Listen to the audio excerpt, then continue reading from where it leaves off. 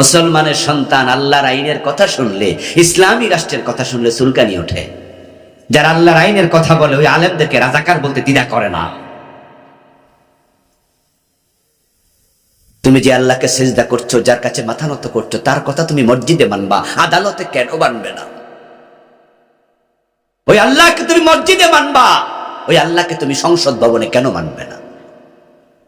তুমি তো দুদিল হয়ে গেলে দোস্ত।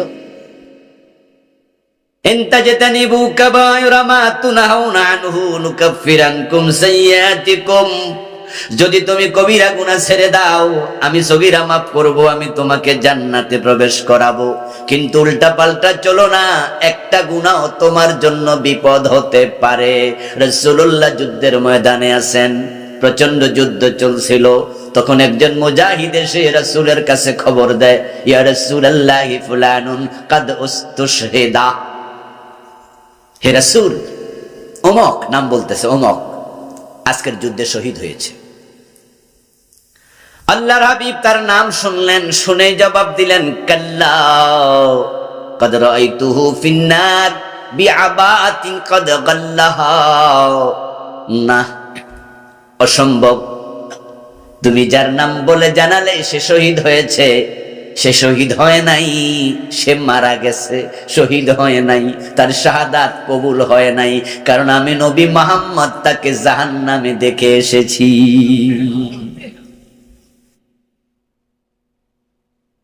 কোন কারণে জাহান্নামে দেখেছি এবার শোনো। বিআবাতিন কাদ গাল্লাহা, অমুক যুদ্ধ থেকে লব্ধ গনিমতের মাল, ওখান থেকে সে একটা চাদর চুরি করে নিছে।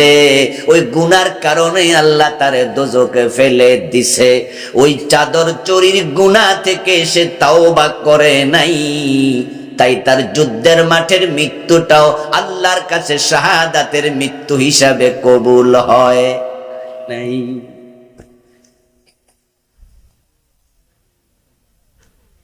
যুদ্ধের মাঠে একটা চাদর চুরি করছিল, আল্লাহ চাইলে ক্ষমা করে দিতে পারত, কিন্তু আল্লাহ তাকে করে নাই। আল্লাহ যা ইচ্ছা তাই করে। একজন 100 জনকে খুন করে বেহেশত পাইছে, এমন হাদিস আছে না? আপনি একটা কইরা চান, হয়তো আপনার একটার কারণে দোজখে দিয়ে দেবে। এক দুশ্চরিত্রা নারী কুকুরকে পানি খাওয়াইছে, আল্লাহ খুশি হইয়া সব মাফ কইরা জান্নাত দিছে। আবার ইউনূস নবী কথা না শুনে রওনা দিছে, আল্লাহ মাছের পেটে ঢুকাই দিছে, আদমের কাপড় খুলে লাইছে। আর ওই মহিলা কুত্তারে পানি খাওয়াইছে, আল্লাহ মাফ করে দিছে। এজন্য আল্লাহ বলছে, ইয়াফআলুল্লাহু মা ইয়াশা। আমি আল্লাহর কথায় প্রশ্ন তুলো না, আমি কেন করেছি এই কথা তুমি বলবা না, আমি আল্লাহ যা মনে চায় তাই করি। সুবহানাল্লাহ পড়ে, বাহ, ফাআলুল লিমা ইউরিদ, ফাআলুল লিমা ইউরিদ। আল্লাহ তাআলা বলে, আমি যা চাই তাই। উম্মতে মুহাম্মাদীকে আল্লাহ শ্রেষ্ঠ উম্মত বানালো। প্রিয় নবীজি একবার বলতেছেন, শোনো, অন্য অন্য উম্মত আর তোমাদের মাঝে পার্থক্য কি জানো? তারা হায়াত পাবে অনেক বেশি, ইবাদত করবে লম্বা সময়, কিন্তু জান্নাতে তোমরা যাবে সবার আগে। এই কিকটা মানুষে না সুবহানাল্লাহ কয় না কেন? আমরা উম্মতে মুহাম্মাদী না, খুশি হয়ে যান। রাসূল বলে, তারা হায়াত পাইছে বেশি, আমল করবে বেশি, কিন্তু জান্নাতে তোমরা যাবে সবার আগে। তখন তারা আল্লাহর কাছে বলবে যে, আল্লাহ, হায়াত পাইলাম 1000 বছর, 700 বছর, 800 বছর। আগেকার উম্মতেরা কিন্তু হায়াত অনেক। নূহ আলাইহিস সালাম তো দাওয়াতে দিছে 950 বছর। নূহ নবী দাওয়াতি কাজে করছে 950 বছর। আদম আলাইহিস সালাম হায়াত পেয়েছেন 1000 বছর। আগে 250 বছর বয়সে কেউ মারা গেলে এর মা কান্ত, আমার ফোলাটা হায়াতে পায় নাই, অল্প বয়সে মরে গেছে। আর আমরা যদি 150 বছর পাই, তাই হুনি কই কিতারে, এটা তাল গাছ আছে, বেশি হায়াত পেয়েছে। আর আমরা এত হায়াত কিন্তু চাইও না, দেশের যে অবস্থা, এমনি ডায়াবেটিক, ঠিক না? অনেকের 40-45 বছরে দাড়ি পাইকা যায়, সই কম দে। তা আমরা বলি যে, আল্লাহ, তোমার কাছে ফানা চাই ওই হায়াত থেকে যে হায়াতে আমি শক্তিহীন হয়ে যাব। নবী মুহাম্মদ সাল্লাল্লাহু আলাইহি ওয়াসাল্লাম দোয়া করতেন, আল্লাহুম্মা ইন্নী আউযু বিকা মিন আন উরাদ্দা ইলা আরযুলিল উমর। হে আল্লাহ, ইলা আরযালিল উমর, হে আল্লাহ, যে বয়সে গেলে আমি অন্যের উপর নির্ভরশীল হয়ে যাব, ওই বয়স আমি তোমার কাছে চাই না। সুস্থ সবল থাকতে তুমি ঈমানের সাথে নিও। 250 বছর পরেও মারা গেলে বাচ্চার মা কান্ত যে আমার ফুটটা অল্প বয়সে মরে গেছে। এই যে 900 বছর 700 বছর হায়াত পাইতো, বেডারা রোজা রাখছে, নামাজ পড়ছে, জিকির আজকার অনেক বেশি করছে। আমরা হায়াত পাবো 60 বছর, 62, 63। রাসূল সাল্লাল্লাহু আলাইহি ওয়াসাল্লাম বয়স ছিল কত? 63। আবু বকরের বয়স 63, হযরত ওমরের বয়স 63। এইভাবে অনেক সাহাবী 63, 65 এর ভিতরে মরে গেছে। এবং পার্সোনালি আমিও বেশি চাই না, কই 63 পর্যন্ত পাইলে আলহামদুলিল্লাহ। আমিও লম্বা হায়াত থাকতে, আমি বলি না আল্লাহকে যে একবার হায়াত বাড়ায়, আমি বলি আল্লাহ যে কয়দিন রাখো ইমানের সাথে রাখিও, সুস্থতার সাথে রাখিও, এমন ভাবে মৃত্যু দিও যেন কোনো নামাজ এক ওয়াক্ত কাজা না হয়। এক ওয়াক্ত পড়বো আর এক ওয়াক্ত আসার আগে নিয়ে নিও ইমানের সাথে। আর সে মৃত্যু যদি শাহাদাতের হয় তাহলে তো কোনো কথাই নাই, সেটাই দিও। রাসূল বলে তারা হায়াত পাবে বেশি, তখন হাসরের ময়দানে তারা আল্লাহ তাআলার কাছে বলবে, আল্লাহ 700 বছর ইবাদত করছি, বেহেশত এর আগে গেল কেন? আল্লাহ বলো শোনো, জবাব দিবেন তিনি, তোমাদেরকে আমি বলেছিলাম ইবাদত করলে এই পরিমাণ সওয়াব দেব, ওইটা দিছিনি? কয়ে দিছি। এখন এদেরকে আমি বেশি দিছি, এটা আমার ইচ্ছা, তোমাদেরকে ঠকাইছিনি? কয় না। কয় না ঠকাইলে প্রশ্ন করো কেন? সুবহানাল্লাহ বলেন। তোমাদেরকে যে ওয়াদা করছি আমল করলে সওয়াব, ওটা দিছিনি? কহে দিছি। তো তোমাদের ঠকাইছিনি? কই না। তো তাহলে প্রশ্ন করো কেন? আমার মন চাইছে এর বেশি দিছি। ফাআলুল লিমা ইউরিদ, তিনি যা চান তিনি তাই করবেন, এজন্য কাউকে কাউকে একটা গুনার জন্য ধরবেন। আবার এমন বান্দা আছে, সহিহ বুখারীতে পাওয়া যায়, রাসূলুল্লাহ বলছেন কিছু মানুষ কিয়ামতের দিন আল্লাহর এত রহমত প্রাপ্ত বান্দা হবে যাদেরকে বিচারের সময় আল্লাহ সাধারণ মানুষ থেকে আলাদা করবেন, রহমতের চাদর দিয়ে তাকে ঢেকে আলাদা বিচার করবেন, ডেকে আনবেন, এই অমুক আসো। আসার পরে তাকে আল্লাহ অদৃশ্য করে ফেলবেন, অন্যরা দেখবে না। রহমতের চাদরের ভিতরে ঢুকাইয়া বলবেন, মনে আছে কি অমুক দিনে গুনাহ করছো? সে বলবে হ্যাঁ। মনে আছে কি অমুক দিনে গুনাহ করছো? সে বলবে হ্যাঁ। অমুক জায়গায় গুনাহ, হ্যাঁ। আল্লাহ গুনাহ স্মরণ করাবেন, আর বান্দা মনে মনে ভাববে, উফায় যে আল্লাহ যে ডাইকাই না শুধু গুনার কথা কইতেছে। তখন সে ভাববে আজকে আর উপায় নাই, সে ভাববে আমি ধ্বংস হয়ে গেছি। এবার আল্লাহ তাআলা তাকে বলবেন, বান্দা তোমার এই গুনাহগুলো দুনিয়ায় গোপনে রেখেছিলাম, আজকে গোপনে ক্ষমা করে দিলাম। এবার তাকে প্রকাশ্যে আনবেন, এনে আল্লাহ তাআলা আমল ওজন করে মানুষের সামনে দেখাবেন, দেখো তার আমল বেশি ভারী, আমল নামা গুনাই তো নাই, কারণ গুনাহ মাফ করেছে কে? তো মাফ করার পরে আর থাকিনি, এখন সে জান্নাত। এজন্য তার সাথে সম্পর্ক বাড়াইয়া দেন। আর আল্লাহর সাথে সম্পর্ক বাড়ানোর সবচেয়ে উত্তম মাধ্যম হলো বেশি বেশি ইস্তেগফার করা, সরি বলা। আল্লাহকে বলেন না বারবার যে আল্লাহ আমার ভুল হয়েছে, আমি আসলে গুনাহগার, আমারে মাফ করে দাও, আস্তাগফিরুল্লাহ আস্তাগফিরুল্লাহ আস্তাগফিরুল্লাহ, তুবা লিমান বুজিদা ফি সাহফাতিহি ইস্তিগফারান কাসীরা। রাসূলুল্লাহ বলেন তার জন্য আমি সুসংবাদ দিচ্ছি যার আমল নামা ইস্তিগফার বেশি, বেশি বেশি আস্তাগফিরুল্লাহ। পারবেন না? বসে আছেন, কোন কাম কাজ নাই, আস্তাগফিরুল্লাহ আস্তাগফিরুল্লাহ, আল্লাহ sorry sorry sorry sorry sorry, মাফ চাই মাফ চাই, আল্লাহ ক্ষমা চাই, আল্লাহ আমার অনেক গুনাহ, আমারে মাফ করে দাও, আমারে মাফ করে দাও, আমারে মাফ করে দাও। ও ভাই, যে ব্যক্তি আল্লাহর কাছে যত ছোট হয় তার উপর আল্লাহ তত খুশি হয়। যত পারেন নিজেকে বিকিয়ে দেন। শয়তানের অহংকার তাকে শেষ করে দিচ্ছে। আবা ওয়াস্তাকবারা, অহংকার করছিল। বিনয় আল্লাহর কাছে খুব পছন্দনীয়, খুব পছন্দনীয়। কি ইবাদত আর আমরা করি?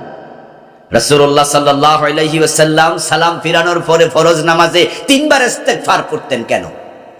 সালাম ফিরাইয়া আসসালামু আলাইকুম ওয়া রাহমাতুল্লাহ, আসসালামু আলাইকুম ওয়া রাহমাতুল্লাহ। সালাম ফিরাইয়া কি পড়তেন? আস্তাগফিরুল্লাহ আস্তাগফিরুল্লাহ আস্তাগফিরুল্লাহ 3 বার। আল্লাহু আকবার একবার, আল্লাহুম্মা আনতাস সালাম ওয়া মিনকাস সালাম। অনেক দোয়া আছে, বাংলাদেশের লোকেরা এইসব বাদ দিছে, বাদ দিয়ে সালাম ফিরে আল্লাহুম্মা আমিন কইছে। এটা চলছে উল্টা পাল্টা, অনেকেই হুজুর রাই চলতেছে উল্টা পাল্টা, আর পাবলিকা কি করব? কারণ আল্লাহুম্মা আমিন তার পাবলিক করে না, ইমাম সাহেব করছে। সালাম ফিরানোর পরে প্রিয় নবী আল্লাহুম্মা আমিন বলে নাই তো, তুমি ভাই লাগবে। উনি বলছে আস্তাগফির, দোয়া কবুল হবে। আস্তাগফিরুল্লাহ শ্রেষ্ঠ দোয়া। আচ্ছা, রাসূল সালাম ফিরে আস্তাগফিরুল্লাহ পড়তো কেন? আমি যেটা বুঝি সেটা হচ্ছে আল্লাহর কাছে তিনি ছোট হতেন। আল্লাহ, যেভাবে নামাজ পড়া দরকার এভাবে আমি আস্তাগফিরুল্লাহ অর্থ কি? আল্লাহ আমারে মাফ করে দাও। আচ্ছা, নামাজ কি খারাপ জিনিস? তো নামাজ শেষ করে মাফ চাই কেন? আমরা তো মাফ চাই বালা কাম, খারাপ কাম করলে না। তো সালাম ফিরে আল্লাহ আমারে মাফ করে দাও, আল্লাহ আমি ক্ষমা চাই। তো নামাজ তো ভালো কাজ, এখানে আবার ক্ষমার প্রশ্ন কেন? কারণ নবী মুহাম্মদ জানতেন যে যেভাবে নামাজটা দরকার এভাবে। আচ্ছা, আপনারা এখানে যারা আছেন নামাজের মাঝে একবারে শুরু থেকে শেষ পর্যন্ত মনটা নামাজেই ছিল, উমুই যায় নাই, এরকম নামাজে আমরা কয়জন আছি? কয় ওয়াক্ত পড়ছে, কয় রাকাত পড়ছে? আমি হারি নাই, মনে পড়ে না আমার। আমি মাঝে মাঝে সিদ্ধান্ত নিই নামাজে খাড়াই, নফল নামাজ তো, নফল নামাজে আল্লাহু আকবার ভাবি যে আজকে মন কোথাও যেন না যায়, এমন ভাবে পড়বো, দেখি যে 1 মিনিট পরে গেছে গা, ধরে নিয়ে আসি আবার, এই তোরা না মানা করছি যাই, কথাই শুনে না। আমার একা হয়, আপনাদের হয় না? আচ্ছা, এই নামাজ আল্লাহ নেবে কে? আল্লাহর সামনে দাঁড়িয়ে তোমার মন তুমি বাজারে পাঠাচ্ছ কেন?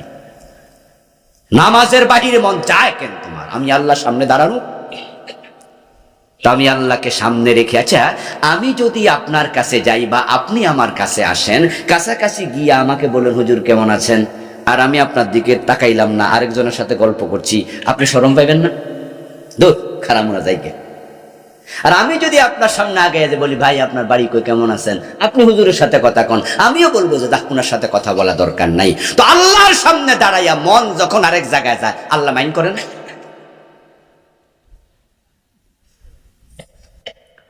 যেভাবে রুকু হওয়া দরকার, সেজদা করা দরকার, সেভাবে রাসূল বুঝাতেন যে আল্লাহ আমি পারি না, তাই সালাম ফিরে আস্তাগফিরুল্লাহ, আমারে আল্লাহ তুমি মাফ করে দাও। এটা হলো বিনয়ের বহিঃপ্রকাশ। সুবহানাল্লাহ। রাসূলুল্লাহর মন আমাদের মতো এরকম ছুটতো না, কিন্তু উনি বিনয় বুঝাতেন যে আল্লাহ আমিও পারি না যেমন হওয়া উচিত। রাসূল শুনে বললেন, জেনে রাখো লোকটা জাহান্নামী। এই কথা শোনার সাথে সাথে রাবি বলেন যে আমি আশ্চর্য হয়ে গেলাম যে আজকের যুদ্ধে যে সবচেয়ে বেশি যুদ্ধ করছে রাসূলুল্লাহ শুই না কহে বলো দুজকি হইব, বুঝলাম না কি রে ব্যাপারটা কি। বলে আমি তার পিছু নিলাম, আমি তার পিছু নিলাম যে দেখি কোন কারণ রাসূল এটা বললেন। দেখছি যুদ্ধ করতে করতে লোকটা এক পর্যায়ে নিজেই আহত হয়ে গেল। আহত হওয়ার পরে তার রক্তক্ষরণ শুরু হলো। তখন সে কষ্ট সহ্য করতে আর পারে না, না পাইরা নিজের তলোয়ারের আগাটা নিজের বুকের মাঝে রেখে, তলোয়ারের বাট মাটির মাঝে রেখে তলোয়ারের উপর ঝাঁপায়া পড়লো, তলোয়ার পেট দিয়া ঢুকে পিঠ দিয়া বের হলো, আত্মহত্যা করলো।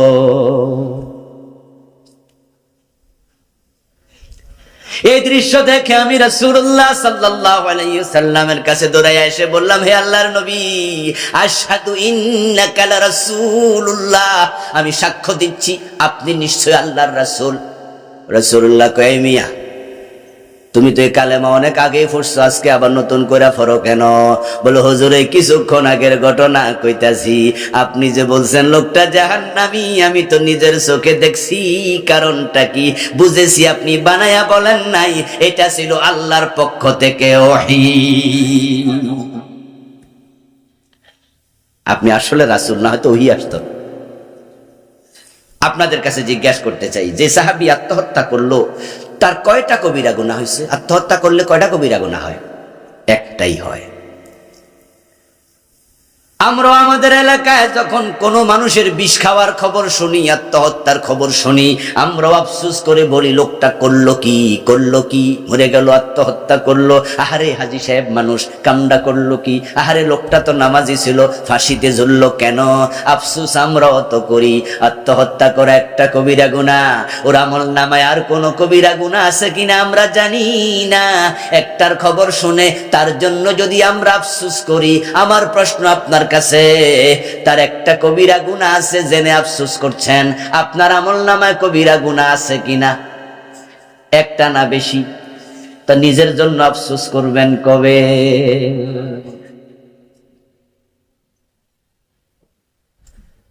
এই যে আপনি ওর লাগে একবারে আফসোস করতেছেন, তো নিজের খবর কি?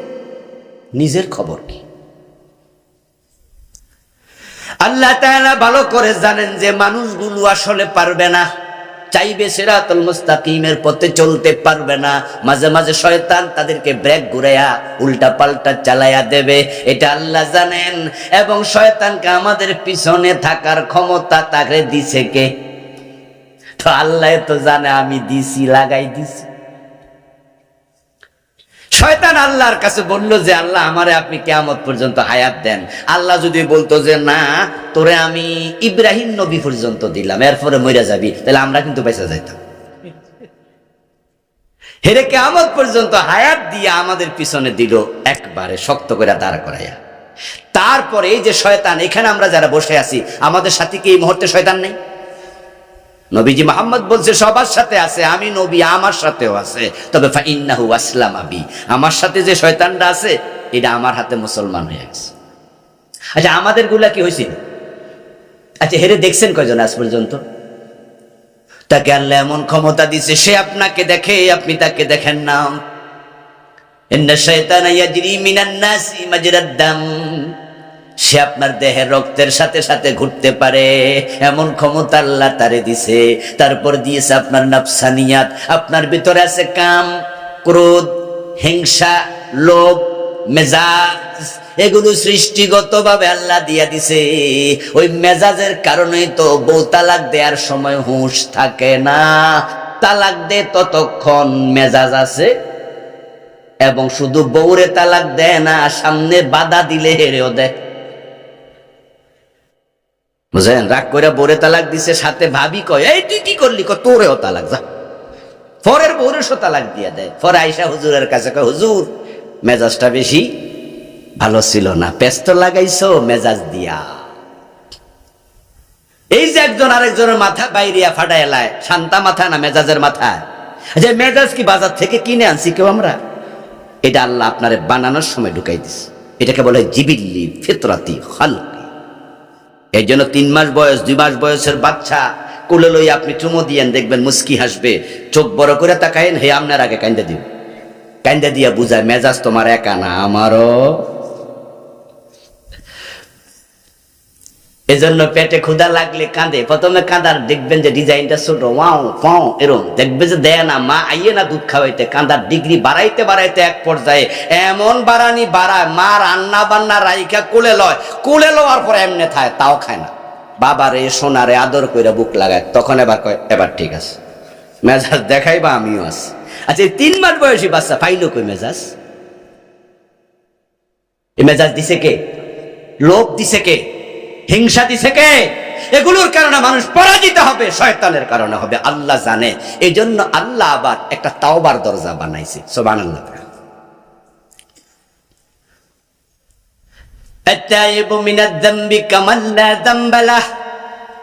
নবীজি মুহাম্মদ সাল্লাল্লাহু আলাইহি ওয়াসাল্লাম বলেন, উম্মত শোনো, তোমরা গুনাহ করে ফেলবে এটা রহমান জানে, যার কারণে তিনি তাওবার দরজা বানায়া এটা খুলে রাখছে। তিনি বলছে মানুষ যখন তাওবা করবে, আমি নবীরে শোনায়া দিছে, আমি তোমাদের শোনাচ্ছি, এমন ভাবে ক্ষমা করবে যেন তুমি গুনাই করো নাই।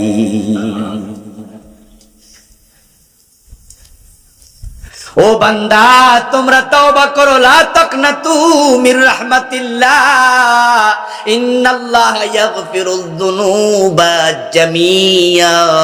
শব্দ কি দেখেন? আমার রহমত থেকে নিরাশ হইও না, তোমার যত গুনাহ আছে তওবা করলে আমি একসাথে সবগুলা মাফ করে দেব। এবং তাওবার যে দরজাটা আল্লাহ বানাইছে এটা কিয়ামত পর্যন্ত খোলাই থাকবে। সূর্য যেদিন কিয়ামতের আগে পশ্চিম দিকে উঠবে সেদিন ক্লোজ হবে, এর আগে 1 সেকেন্ডের জন্য ক্লোজ হবে। ইন্নাল্লাহা ইয়াকবালু তাওবাতাল আবদি মা লাম ইউগারগির। নবীজি বলছেন যে মানুষ যতক্ষণ মৃত্যুর যন্ত্রণা আসবে না তাওবা কবুল চলতেই থাকবে, তাওবা কবুল হতেই থাকবে। এবার আপনাদের কাছে আমি প্রশ্ন করি, জবাব দিন, পশ্চিম দিকে কি এখনো সূর্য উঠছে? আমাদের কারো কি মৃত্যুর যন্ত্রণা শুরু হয়েছে? তাহলে তাওবার দরজা খোলা আছে না নাই? তাওবা কবুলের সম্ভাবনা আছে না নাই? এখন তাওবা আপনি করেন নাই, আল্লাহর দোষ দিবেন কেমনে? দোষ তো আল্লাহর না, দোষ তো আপনার। দোষ তো আপনার, আপনি তাওবা করেন নাই। মনে মনে তাহলে ভাবতেছে যা ঠিক আছে, এখন থেকে আল্লাহরে কয়ে দিম আস্তাগফিরুল্লাহ ওয়া আতুবু ইলাইহি, আল্লাহ তাওবা করলাম, তবে সুদ ছাড়তাম না।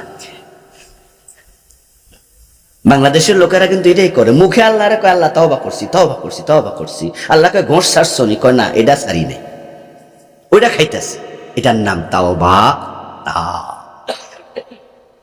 তাওবা শব্দের অর্থ হলো আর রুজু, ফিরে আসো। আত-তাওবাতু ওয়ান-নাদামা। ইবনে আব্বাস বলছে তাওবা মানে লজ্জিত হও। তুমি যে অপরাধ করেছো, নিজে লজ্জিত হয়ে আল্লাহর কাছে বলে ফিরে আসো, বলো আল্লাহ এই গুনাহ আমি আর করব না। এটা যদি করতে পারো, আগে সব মাফ। সুবহানাল্লাহ পড়েন, আগে সব মাফ। এখন কবিরা গুনাহ কি শুনলেন, কোনগুলো? এ বিষয়ে বিস্তারিত আলোচনা করার সময় হবে না, তবে একটি বইয়ের নাম বলে যাই। বইটি লিখেছেন ইমাম আয-যাহাবী রাহিমাহুল্লাহ। বইয়ের আরবি নাম আল কাবাইর, বাংলায় অনুবাদ হয়েছে কবিরা গুনাহ এই নামে। আচ্ছা, এই বইটি পড়ছেন এমন কোন পাঠক কি আজকের মাহফিল আছেন? একটু হাত তোলা দিয়েন তো দেখি। কয়জন আছে? কয়জন আছে? এই 2-3 জন মাত্র, 2-3 জন, খুবই কম। পড়বেন, পড়ার বিকল্প নাই। আমরা ছাত্র জীবনে পড়েছি। নামই কবিরা গুনাহ। দোকানে গিয়ে বলবেন যে ইমাম যাহাবীর লেখা কবিরা গুনাহ বইটা দেন। ওই বইতে তিনি কবিরা গুনাহ লিখেছেন 70টা। আচ্ছা, কোন কোন কবিরা গুনাহ আপনারা যদি আমি বলি যে বলুন তো 10, 20টা, 30টার নাম, দেখবেন আপনি 5, 7, 7, 8টা, 10টা বলে থেমে যাচ্ছেন। তো আপনি তো চিনেনই না, তো বাঁচবেন কেমন?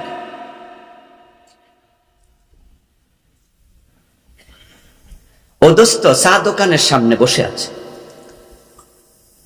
কাপড় খোঁচাইতে খোঁচাইতে চুলকাইতে চুলকাইতে রানের উপর ওইয়া তুলে বয়ে রয়েছে। এখানে কি পানি উঠছে, বন্যা হয়েছে? না, অযথা রানের উপরে কাপড়। আচ্ছা, সতর ঢাকা কি ফরজ না?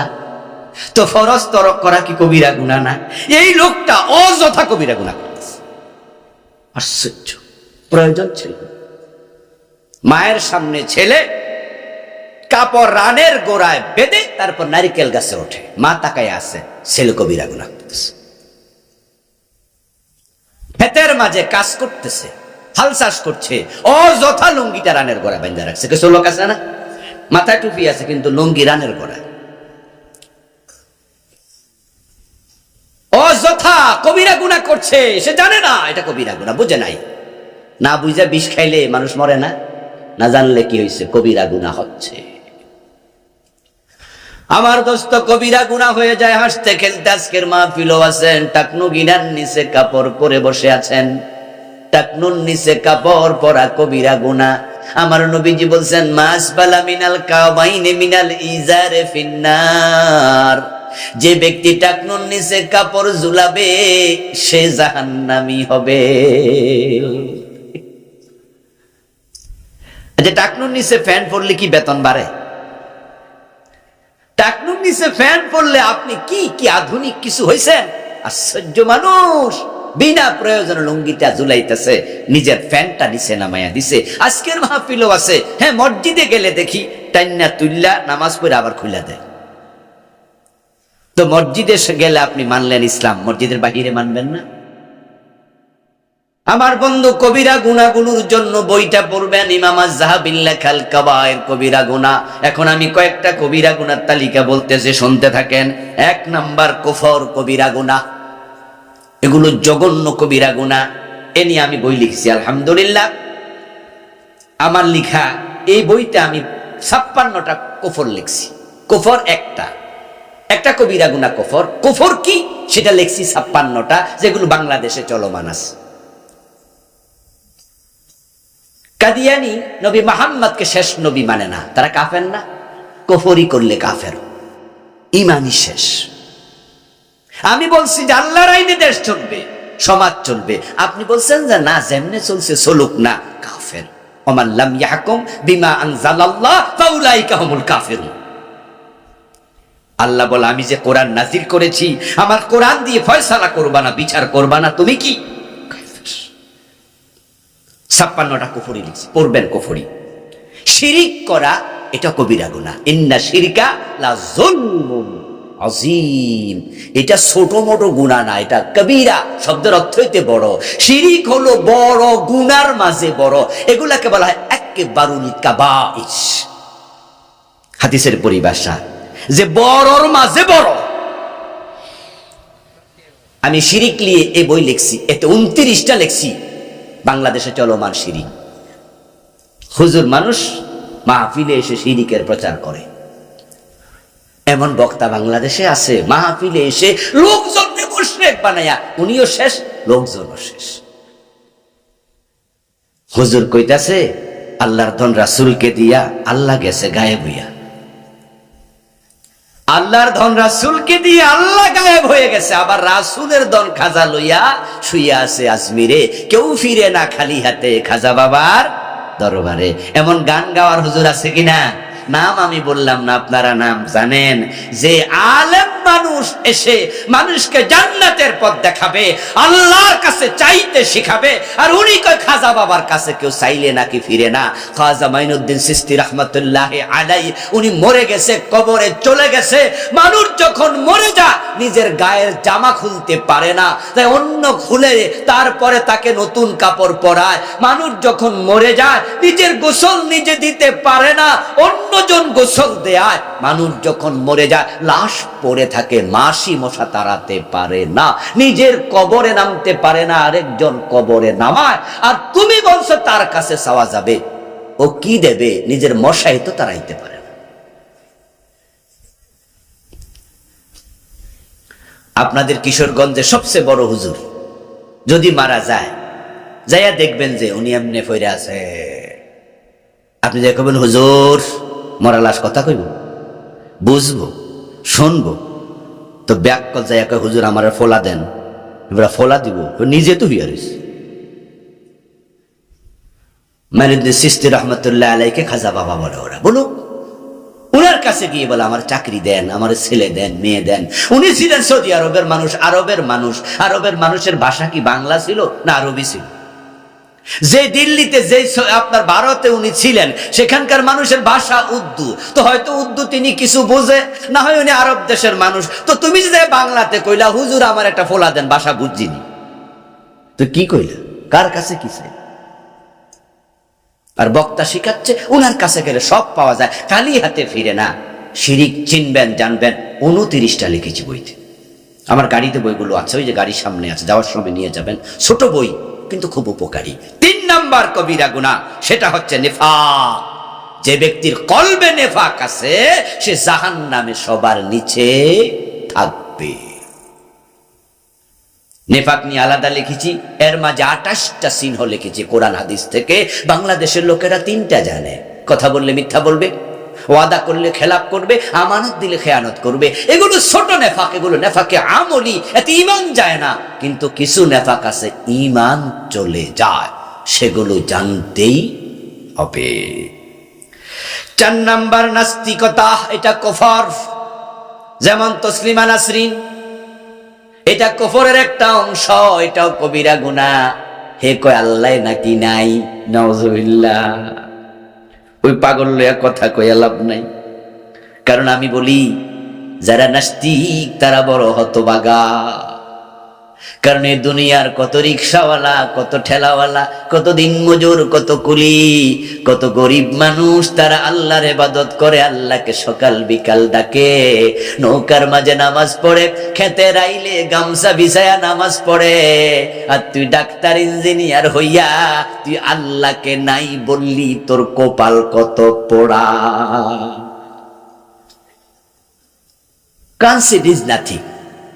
যা দেখি না তা মানি না, আল্লাহর নাকি দেখা যায় না, এজন্য আল্লাহরে মানে না। আচ্ছা আমি আপনাদের জিজ্ঞেস করি, এখানে বাতাস আছে না নাই? অক্সিজেন তো নাই, ঠিক না? অক্সিজেন এখানে আছে? কে কে দেখছেন হাত তোলা দেন, হাত কিন্তু সাবধানে তুলিয়ে। অক্সিজেন দেখা যায় তো, না দেখলে মানি না, তাহলে অক্সিজেন কি মানা যাবে? আচ্ছা গোলাপ ফুলে কি সুগন্ধ না দুর্গন্ধ? দেখছেন কেটা কেটা? এগুলো কথা হলো? সবকিছু কি দেখা যায়? সবকিছু দেখতে চাইলে তোমার বাবার দাদারে দেখছো তো, না দেখলে মানি না। তোর বাবার দাদারে দেখোস নাই তো তোর বাবা জারজ হবে না? অস্বীকার করলে কি বাপ বৈধ থাকে? আর সবকিছু দেখো চাও কেন ভাই? তোমার চোখে রেঞ্জ আছে, সবকিছু তুমি দেখবে না। আর চোখ যা দেখায় তা তো সবটাও ঠিক না। তোমার চোখ তোমাকে ভুল দেখাতেও তো পারে। যেমন সূর্যকে দেখেছো এত বড় গোলাকার, কিন্তু বিজ্ঞানীরা বলছে নো, এটা এত বড় নয়, এটা পৃথিবীর তুলনায় 13 লক্ষ গুণ। তুমি যা দেখছো, তোমার চোখ যা দেখাচ্ছে তা ঠিক নয়। কুয়াকাটার পারে দাঁড়াবেন, বঙ্গোপসাগরের তীরে গিয়ে সকাল দুপুর বেলায়, যখন বিকাল আসবে দেখবেন সূর্য আসরের পর আস্তে আস্তে ডুবছে ডুবছে ডুবছে, অর্ধেকটা ডুবে গেল, 4 ভাগের 3 ভাগ ডুবে গেল, টুপুস করে পুরাটাই ডুবে গেল। চোখ বলছে সূর্য ডুবেছে। আর সৌদি আরব ফোন দিয়ে বলবেন দোস্ত খবর কিরে? বলবো সূর্য ডুবতে 3 ঘন্টা বাকি আছে। রিয়াদের দোস্ত বলে সূর্য ডুবেনি, 3 ঘন্টা পর ডুববে। আর আপনি কোন আমি মাত্র দেখলাম ডুবছে। তুই মিশা কথা কস। হে কব তুই মিশা কথা কস। দুজনের চোখ মিথ্যা দেখাচ্ছে। এই জন্য আল্লাহ নাই তুমি বলে দিবা এত সোজা কথা। এই আল্লাহর বান্দা, তুমি আল্লাহকে পাও না খুঁজে, আর আমি তো পৃথিবীর প্রতিটি মাখলুকে আল্লাহকে খুঁজে পাই। কি বলছো তুমি? অফিল আয়াতি অফিল আরদি আয়াতুল লিল মুকিনিন। ডানে বামে সামনে পিছে উপরে নিচে তাকালে আমি তো আল্লাহর নিদর্শন ছাড়া কিছু দেখি না। আমি দেখছি আমার পায়ের তলার যে আজকে জুতা, আমার মাথার উপরের টুপি, আমার হাতের ঘড়ি, আমার হাতের মোবাইল, মানি ব্যাগ, আমার বুক পকেটের কলম, ওই কলমের নিব, ছোট্ট নিবের মাথায় ছোট্ট বল, সেটাও একা একা হয় নাই। জুতার কারিগর আছে, টুপির কারিগর আছে, মোবাইলের মেকানিক আছে, হাত ঘড়ির সৃষ্টি আপনার তৈরিকারী আছে, কলমের নিবের আগার ছোট্ট বল, এটাও কারিগর ছাড়া হয়নি। আকাশ এবং জমিন নিজে নিজে হয়েছে, কোনো কারিগর নাই বুঝি?